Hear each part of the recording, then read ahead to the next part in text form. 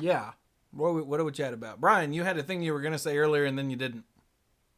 Yeah. So, um, oh, okay. So, Samantha's friend has a birthday coming up, and he has historically enjoyed Pokemon cards, the Pokemon trading card game. So, Carrie saw that they were advertising one of those box sets because you know how they do a ton of just like the box sets with promotional cards in them. Like it's just a very regular thing for them. So they were advertised at Target, but they wouldn't let her put it into her cart for some reason. So I was like, well, that's cool. I'll just run by there after work and get some or get one. Um, and I get over to one, and their Pokemon section is completely and utterly cleaned out. Like, there's the magic cards next to it, there's plenty of those, but there's no Pokemon cards anywhere. And I'm like, this is a little weird, but okay. And then they have a sign up that says, due to increased demand, limit of um I think they said limit of 3 Pokemon products uh, per customer. And I'm like, Huh. I mean, I know that Pokemon's pretty popular, but I was not aware that, this was a thing. So I'm like, well, this is one Target. I'll go to another store, another Target, and a Walmart later, all completely out, just like none whatsoever, right? And I'm like, this is just weird. So I told Carrie, I'm like, I'm not going to be able to pick this up, but I'm going to insert name of local game store here, which I guess I don't really need to like pretend. It's Gaming Underground in Archdale. I'm going to go by there later. I'm sure they have something. They always have something. I'll pick one up. And Brian was never heard from. Wait, no. I got eaten by a bear in the wild. Um, no, I went. I took Sam because the thought was to have her pick something out, and yeah, they had a couple packs. Not any of the big box set or anything that I was looking for, but they had a couple packs. That was it. Did you ask what So was we going talked. on? I asked, and they said that it's basically been that way for since the first of the year, and that Hmm. how did one store owner, one of the guys working there, put it? He said that grown ass men, the demand on this is so insane. He couldn't tell me why, but he just said the demand for this is so crazy that grown men are literally following like the delivery trucks around.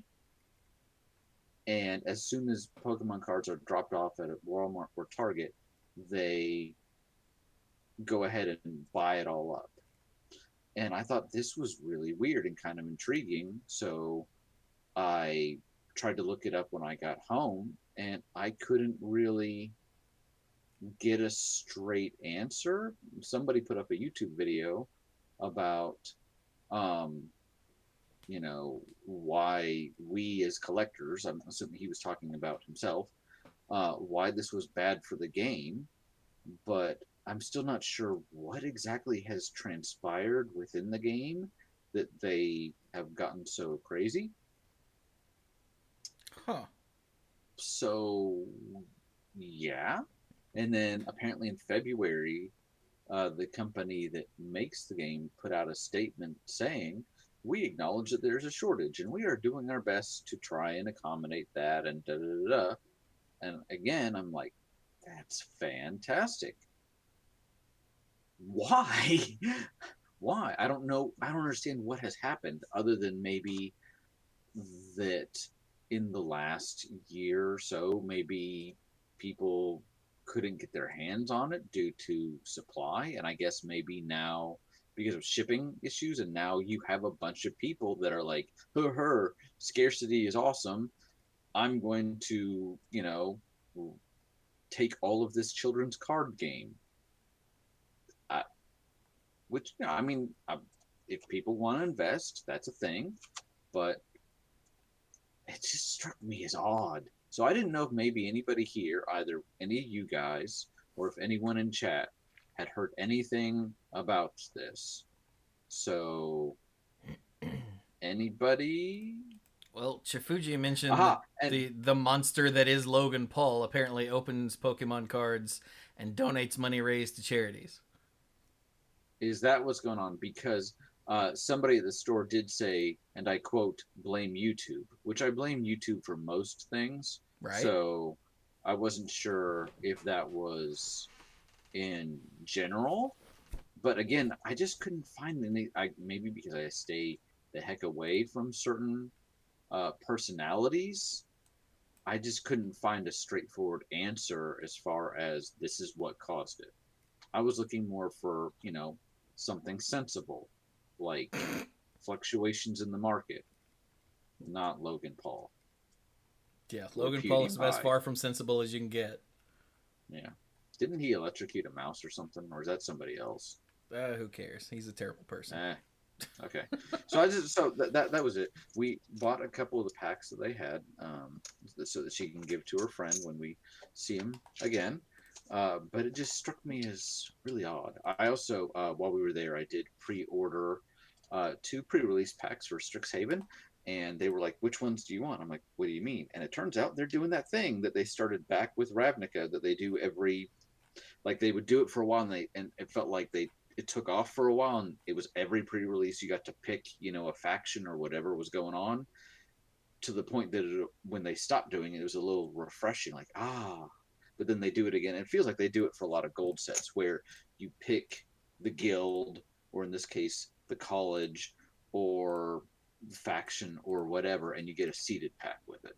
So, again, I felt like for a while we were seeing a lot of that, to the point that I was like, it felt like if there was one that everybody wanted, was a little tired of seeing that one go, or playing the same thing over and over again. But that has not been the case overwhelmingly lately. So I was kind of like, oh, okay. So yeah, so Sam wanted the math mages. She's green and blue. Dirk. I blame you for being a bad influence on my daughter. And I put in for a silver quill. So I'll pick those up tomorrow, and I will report back about how that goes and how badly she wrecks me if it goes anything like the last one we did. What set was that? That was Kaldheim. Yeah. Yeah. Green blue all the way for the win. That is what she usually beats me with, yes. Going back to the Pokemon thing, yeah, I have seen a few months ago, Mickey D's had packs of Pokemon cards in Happy Meals. And not only were grown-ass men buying those, but also employees were just like swiping them to sell. Because Woohoo. for some reason those were apparently worth something. I was like, oh, Of course, my it's God. Pokemon cards. Do what? I said, of course, it's Pokemon cards. Oh, it wasn't packs. It was one card. Like, at a time? But there were different cards, right?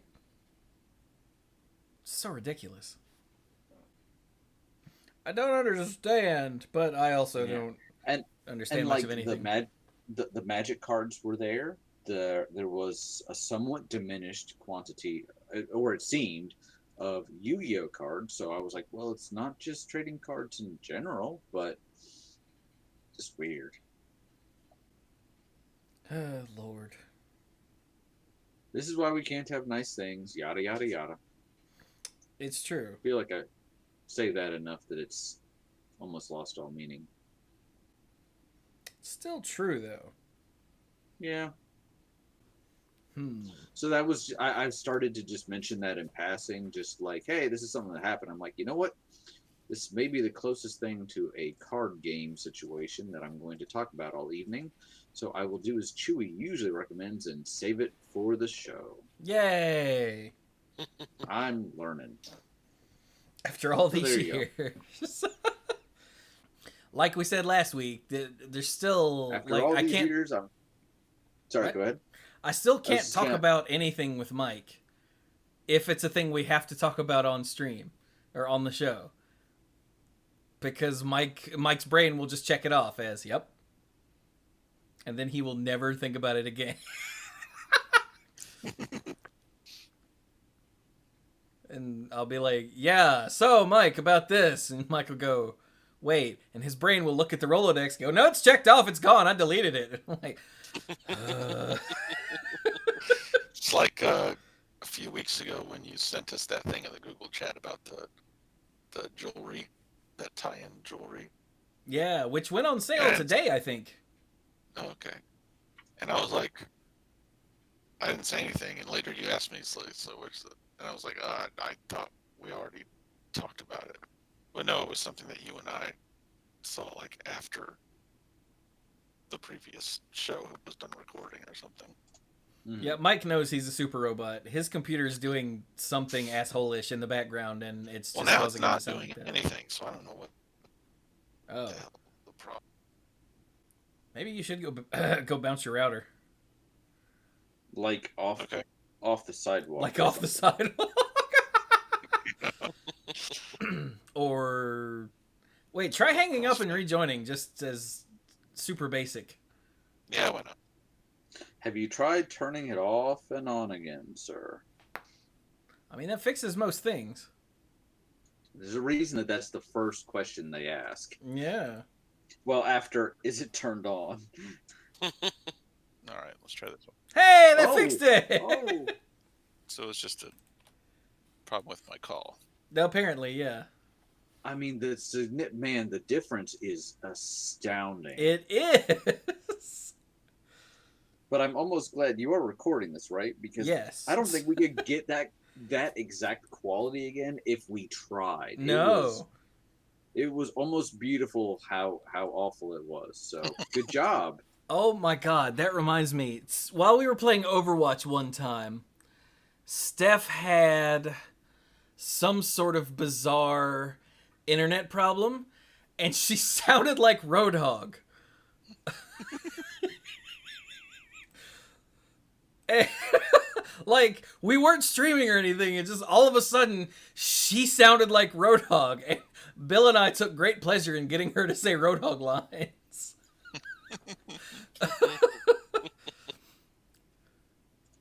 Like, Steph, say, want some candy? And she did. And we would go, ah!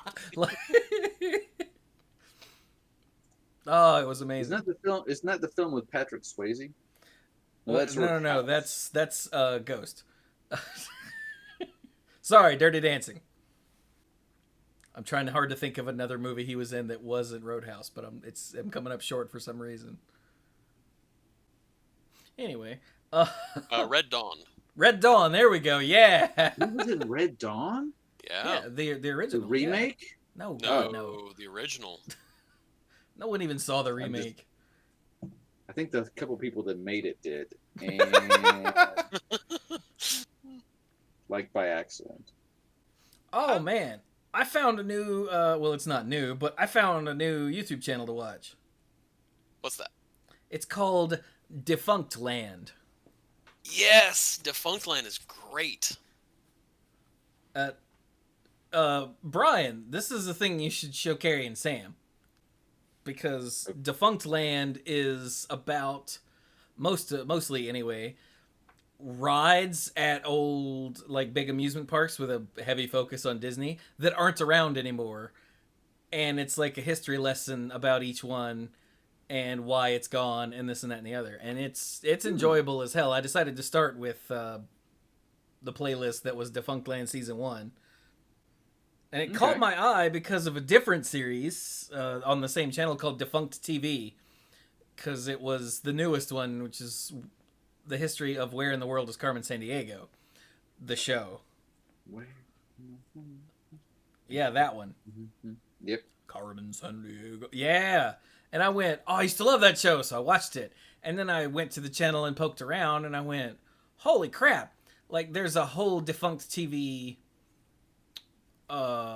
series about mostly kids' TV shows that just don't exist, and it's a history lesson about each one, including stuff I watched when I was a kid, like Welcome to Pooh Corner and Dumbo's Circus.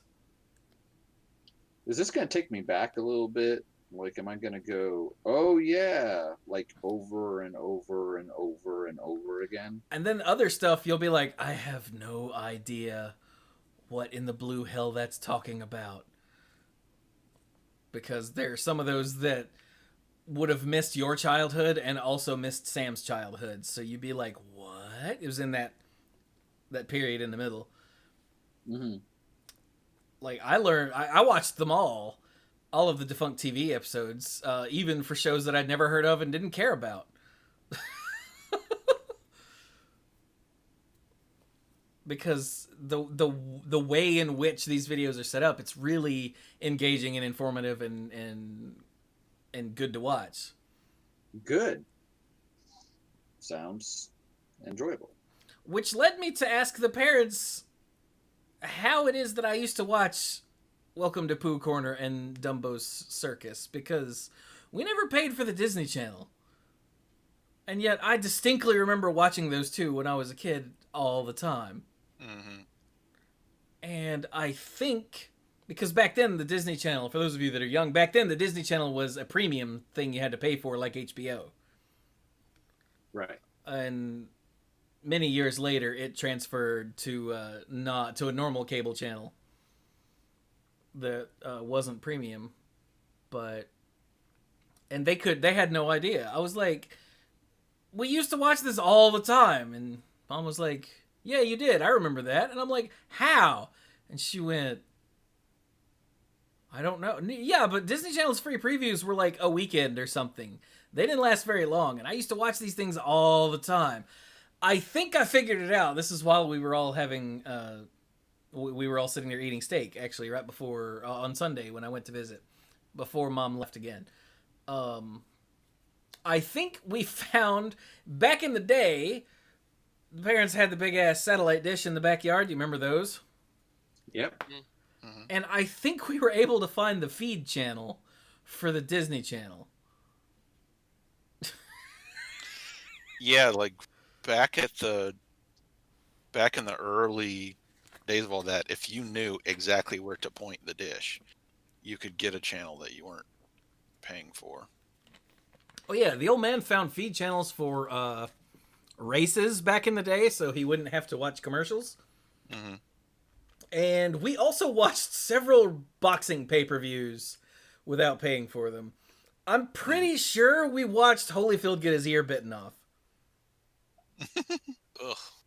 I'm pretty sure. I know for a fact that we watched George Foreman's comeback. However many fights he had, we watched all of those.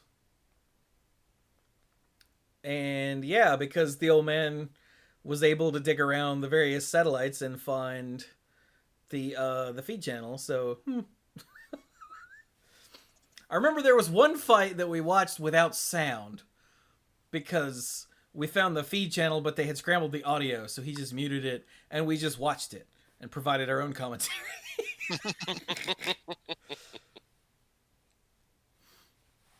How very MS2K of you. Yeah. MST? MST3K. You're lucky I got that close. It's true, yeah. So, yeah. But yeah, the Defunct TV series is really good if you want to find out about all these kids shows. There's also an entire series of Defunct TV based just on Jim Henson. And I watched that one. But yeah, were you bawling in the last episode? Yes. Because I was sitting there like ugly crying because it was so emotional. And I even said in the Discord that I was sitting here crying watching this last episode, and several people were like, "Oh my god, I watched that too and got sad." I was like, "Yeah, you did." Mm-hmm. Because the last one, essentially, a big part of it was his funeral. Yeah. And that's the reason why you're just watching and going, "Oh my gosh, this is." I mean, that's like the funeral day. You're just like, you want to make sure everyone remembers you. That's that funeral. Yeah. I and it's still like one of the only funny jokes from Family Guy that has stuck with me over the years is someone said, "We'll wait and see." And someone else goes, "Jim Henson had a wait and see attitude. Now we have funny sounding Muppets." And it cuts to Kermit. I don't remember the Kermit voice, but it's not, obviously it's not someone trying to do a Kermit voice, because that's the whole point of the joke. It's like a random ass other person. And then Fozzie Bear walks in and he has what sounds like a Michael Clark Duncan voice, and he goes, "Waka waka, who wants to hear some funny ass jokes?" And for some reason, that little cutaway has stuck with me all of these years.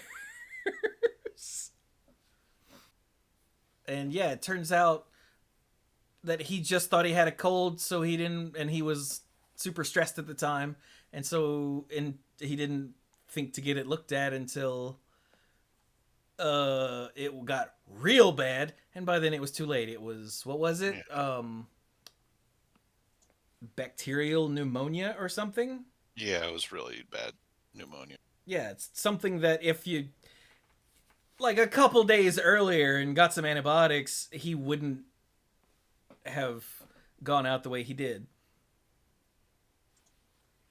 And that was depressing. And then yeah, not just the funeral, but the Muppets reacting to it. Oh my god, that got me so bad.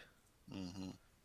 But it was also like a 6-part series where they'd been building up what Jim Henson was doing with his career and all that. So by the time you got to the last episode, you were like,